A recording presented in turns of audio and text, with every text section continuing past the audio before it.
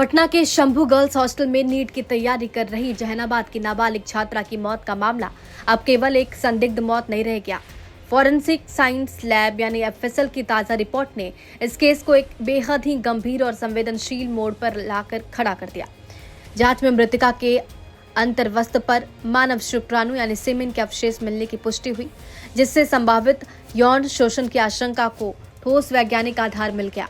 ये खुलासा उस समय सामने आया जब शुरुआत में पुलिस की ओर से मामले को आत्महत्या या दुर्घटना की दिशा में ले जाने की कोशिश के आरोप लगे। अब सवाल यह है कि क्या शुरुआती जांच में जानबूझकर गंभीर एंगल को नजरअंदाज किया गया। पटना पुलिस के अनुसार मृतका के कपड़े 10 जनवरी को परिजनों ने पुलिस को सौंपे थे, जिसके बाद एफएसएल भेजा गया। एफएसएल ने नमूनों की जांच पूरी तरह सीलबंद रिपोर्ट एसआईटी को सौंप दी, जिसमें यौन शोषण की आशंका को बल देने वाले तथ्य सामने आए।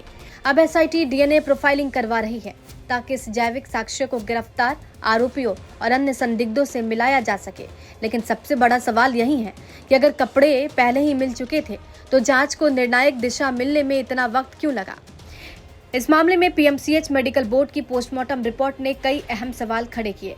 रिपोर्ट में कहा गया था कि यौन हिंसा की संभावना को पूरी तरह से खारिज नहीं किया जा सकता। मृतका के शरीर पर कई जगह चोट के निशान और निजी अंगों में जख्म, ये तमाम चीजें सामने आई। इन्हीं बिंदुओं को देखते हुए पोस्टमार्टम रिपोर्ट को आगे की विशेषज्ञ राय के लिए एम्स पटना भेजा गया।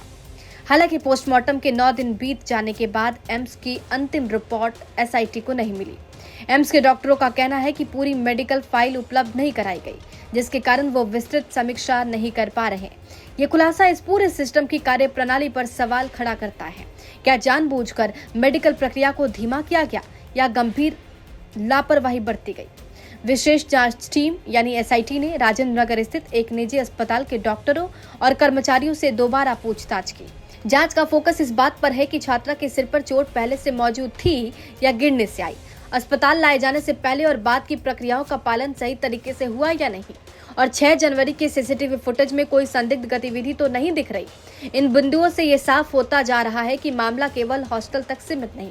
शुरुआती जांच में सवाल उठने लगे। परिजनों का आरोप है कि घटना के बाद हॉस्टल को समय पर सील नहीं किया गया, पोस्टमार्टम के निर्देश में देरी हुई और शुरुआती दिनों में पुलिस ने यौन हिंसा के एंगल से इनकार कर दिया।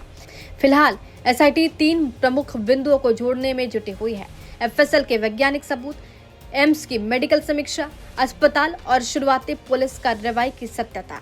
एम्स की अंतिम रिपोर्ट आते ही डीएनए मैचिंग के आधार पर अगली कार्रवाई और संभावित आरोपियों के खिलाफ कड़े कदम उठाए जाने की संभावना है।